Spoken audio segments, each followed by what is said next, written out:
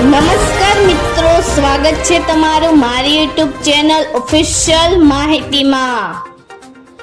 આ વર્ષે વહેલું ચોમાસું શરૂ થવાના એંધાણ છે તથા એક સાથે શરૂ થયેલી 4 સિસ્ટમ વિશે સંપૂર્ણ માહિતી મેળવવા માટે આ વિડિયોને અંત સુધી જરૂર નિહાળજો અને હજુ સુધી મારી ચેનલને સબસ્ક્રાઇબ ના કરી હોય તો સબસ્ક્રાઇબ કરી લેજો। મિત્રો, હાલ મે મહિનામાં જે રીતે કાળઝાળ ગરમી પડી રહી છે તે જોતા ક્યારે વરસાદ આવશે એવી લોકો કુદરતને આજીજી કરી રહ્યા છે, ત્યારે આ વર્ષે વહેલા ચોમાસાના સંકેત મળી રહ્યા છે। મિત્રો, હવામાન શાસ્ત્રી અંબાલાલ પટેલની નવી આગાહી ખુશ કરી દે તેવી છે।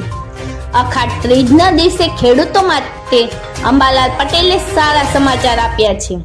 આજે અખાત ત્રીજનો પવન જોઈને હવામાન નિષ્ણાંતે આ વર્ષે વહેલું ચોમાસું શરૂ થવાના ભવિષ્યવાણી કરી છે। મિત્રો, મે મહિનાના અંતમાં જૂનની શરૂઆતમાં જ અરબી સમુદ્રમાં ચક્રવાત સર્જાઈ શકે છે।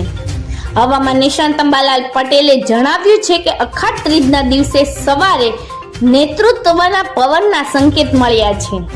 આ સંકેત આપણા માટે સારા સંકેત બની રહ્યા છે, જેનાથી વહેલું ચોમાસું બેસશે। મે મહિનાના અંતમાં અને જૂનની શરૂઆતમાં અરબી સમુદ્રમાં ચક્રવાત સર્જાઈ શકે છે। બંગાળના ઉપસાગરમાં 16 મે થી મોટી હલચલ જોવા મળશે। 24 મે સુધી અંદમાન નિકોબાર ટાપુમાં ચોમાસું બેસી જશે। આ કારણે દક્ષિણ ભારતમાં પણ ચોમાસું વહેલું આવી જવાનું છે। મિત્રો, ચોમાસાની શરૂઆત જ આંધી વળોટ સાથે થશે એવું અંબાલાલ પટેલે જણાવ્યું છે। સાથે જણાવ્યું છે કે આ વખતે વાદળોનો સમૂહ સારો રહેવાની શક્યતા રહેશે। ગુજરાતમાં ચોમાસું મૃગશિર નક્ષત્રમાં બેસશે। 8 જૂનથી સમુદ્રમાં પવનો બદલાશે।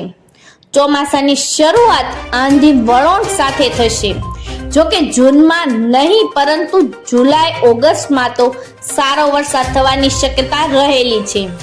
સાથે જ ગુજરાતના ઘણા ભાગોમાં આ વર્ષે વરસાદ 106% સુધી વરસાદ થવાની શક્યતા રહેલી છે, તો સમગ્ર ગુજરાતમાં 700 mm કરતા પણ વધારે વરસાદ થશે।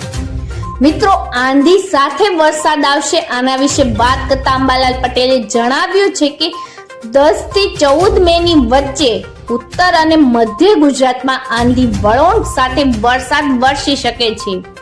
મિત્રો, 10 થી 14 મે ની વચ્ચે હવામાનમાં પલટા બાદ ફરી 20 મે બાદ ગરમીમાં વધારો થશે, તો ઉત્તર ગુજરાતના ભાગોમાં તાપમાન 44 ડિગ્રી સુધી જવાની પણ આગાહી કરાઈ છે।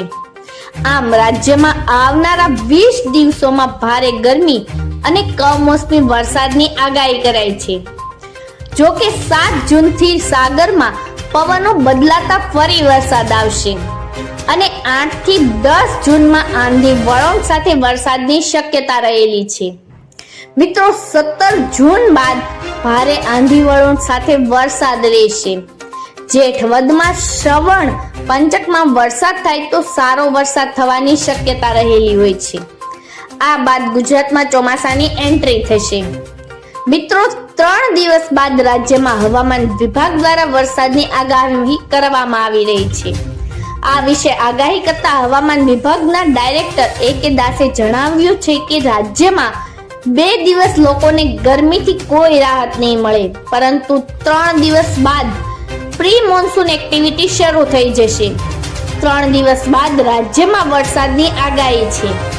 રાજસ્થાન ઉપર 2, મધ્યપ્રદેશ ઉપર 1 અને 1 સિસ્ટમ અરબ સાગર ઉપર સક્રિય થતા ગુજરાતમાં વરસાદ આવશે, જ્યારે રાજ્યમાં કાળઝાળ ગરમીની વચ્ચે કમોસમી વરસાદની પણ આગાહી કરાઈ છે।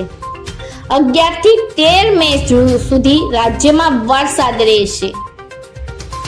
મિત્રો, આવી જ વધુ માહિતી મેળવતી રહેવા માટે મારી ચેનલ સાથે જોડાયેલા રહેજો।